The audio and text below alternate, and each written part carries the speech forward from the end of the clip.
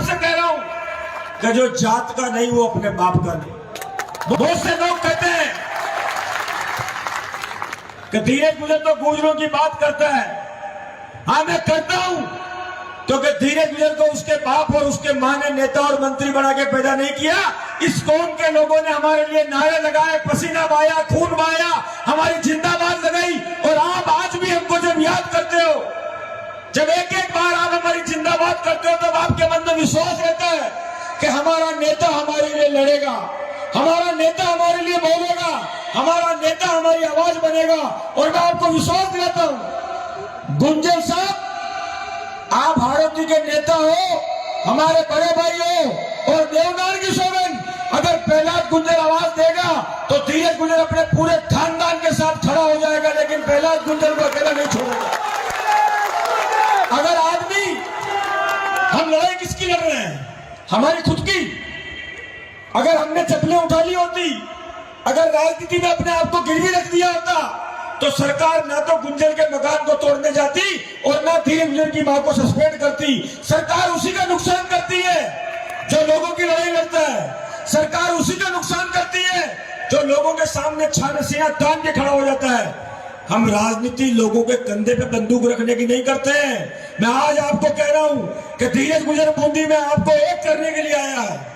अगर आप लोग एक रहोगे, एक दूसरे के साथ खड़े रहोगे, दुनिया में किसी की ताकत नहीं। हाड़ौती से लेकर मेवाड़ तक अगर गुजर एक हो जाएगा तो राजस्थान की सरकार तुम्हारे कदमों के अंदर आ जाएगी। लेकिन हमें बगड़ावतों को श्राप लगा हुआ रानी जयवती का, इसीलिए बगड़ावत के पास बगड़ावत बैठता है। मैंने कल भी कहा था बिजोलिया के अंदर कि जब तक लोखा की खुआड़ी के अंदर लकड़ी को बेचो न हुए। एक छोटी सी कहानी कह देता हूं मैं। एक बार जंगल के अंदर दो लकड़ारे गए। उन्होंने एक पेड़ को देखा, मजबूत पेड़ था, मोटा, अच्छा मजबूत। तो उन्होंने कहा कि इस पेड़ को काटना है, कल आते हैं वापस। तो वो दोनों चले गए वापस लकड़ारे। तो वो दूसरे पेड़ ने कहा कि भाई कल तेरा नंबर है, तू कल कट जाएगा। तो उस पेड़ ने कहा कि चिंता मत करिए, मुझे नहीं काट पाएंगे। क्या कहा? कि चिंता मत करिए, मुझे नहीं काट पाएंगे। अगले दिन वो लकड़ारे आए, उनके हाथ में कुआड़ी थी, छोटी तबल थी, और वो घंटे 2-3 घंटे तक उस पेड़ से माथापच्ची करते रहे, लेकिन वो पेड़ नहीं कटा। आखिर में वो परेशान हो गए। एक लकड़ारा चढ़ा और उसने उस पेड़ की लकड़ी को तोड़ लिया और उस लकड़ी को तोड़ के कहा कि कल आते, कल इसका इलाज करेंगे। तो वो जाने के बाद दूसरे पेड़ ने कहा कि यार तेरी किस्मत अच्छी है, तू बच गया। उसने कहा आज तो मैं बच गया, लेकिन कल तो मुझे कटना ही पड़ेगा। क्या कहा उसने? कल तो मुझे कटना ही पड़ेगा। तो उसने कहा यार तुझे आज नहीं काट पाए तो कल कैसे काट देंगे।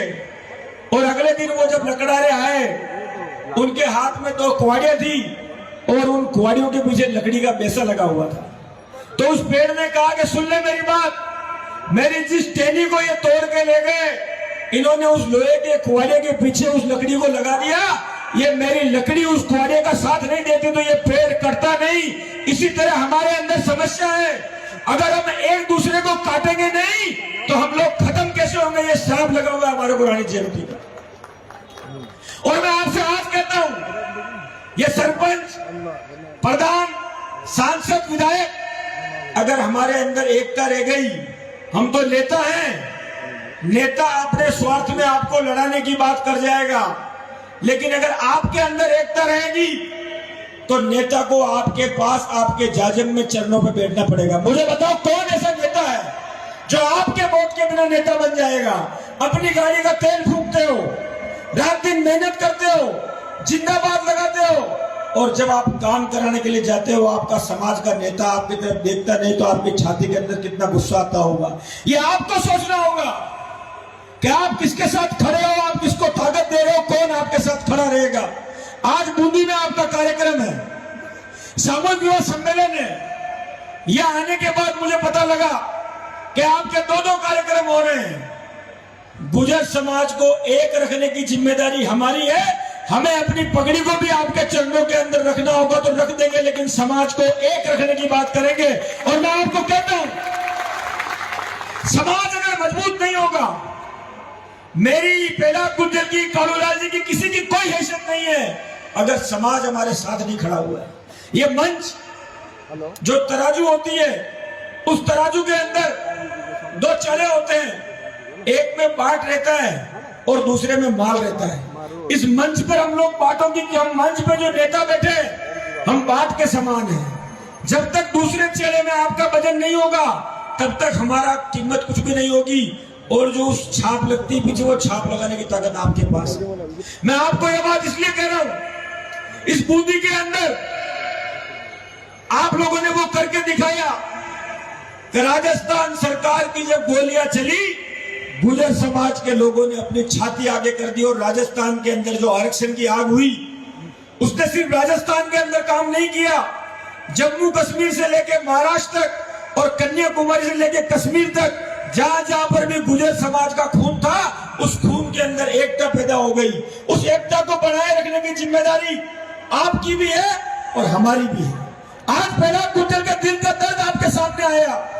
ये अपने आप को कह रहे थे मुझे गाड़ी के अंदर कि मेरे समाज के लोगों को कमजोर करने के लिए रोज इनको काम धंधे बंद करने की जिम्मेदारी देते हैं। गुर्जर साहब, आप हथियार उठा लेना। ये धीरज गुर्जर वादा कर रहा, हमारा इतिहास लोग जानते हैं कि धीरज का कलम भी चलती है, धीरज का जूता भी चलता है। आप हुक्म करना, आपके साथ आएंगे और छाती पे गोली खाएंगे या छाती पे गोली मारेंगे, लेकिन आपको और समाज को अकेला नहीं छोड़ेंगे। मैं राजनीति करने के लिए नहीं आया हूं, मैं आज बूंदी के गुर्जरों को प्रणाम करने के लिए आया हूं। आपकी ताकत, आपकी हिम्मत और आपकी एकता के कारण पूरे राजस्थान के अंदर गुर्जर आरक्षण अधिकार के अंदर समाज का नाम हुआ था। आज आप लोगों को मैं कहना चाहता हूं कि राजनीति करने के लिए नेताओं का कंधा मत बनो, बल्कि नेताओं के कंधे का इस्तेमाल करो। आप में अक्ल होनी चाहिए। मैं आज भी आपको कह रहा हूं, हमारे समाज में हमारे को जिस समाज की सामाजिकता खत्म हो जाती है, वो समाज अपनी जड़ों को भूल जाता है, समाज के संस्कार खत्म हो जाते हैं, तब समाज कमजोर पड़ जाता है। आज आपने पुण्याई का काम किया है। जो बेटी अपने बाप के घर जन्म लेती है, अगर उसके माता पिता की जेब के अंदर पैसा नहीं होता है तो उसके बाप के माथे पे सलवटें आ जाती है। कल को मेरी बच्ची के हाथ पीले कैसे करूंगा। लोग कहते हैं कि कुरीतियों को दूर करो। जब आदमी के पास पैसा नहीं होगा, वो मौसम के अंदर 2-2, 3-3, 4-4 बच्चों की शादी साथ में करेगा।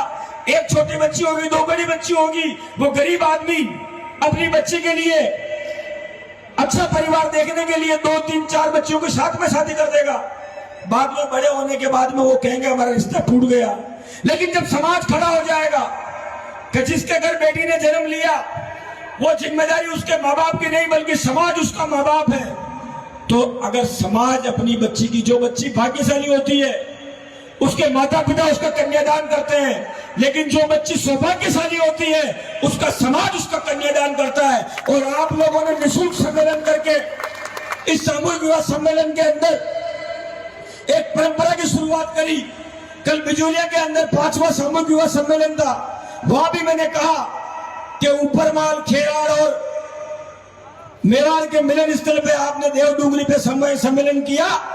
और जब समाज के अंदर बच्ची के शादी की जिम्मेदारी और नौजवान बच्चों की शिक्षा की जिम्मेदारी समाज ले लेता है, बहुत सी बार मैं देखता हूं हमारे अधिकारी को कहता हूं, अरे भाई गुजरे का काम करे ना, डर खा लाग लो तो लग लग लग लग लग लग दम खई चक्कर में डर खा लाग लो कि भाई साहब हमको बचाएगा कौन।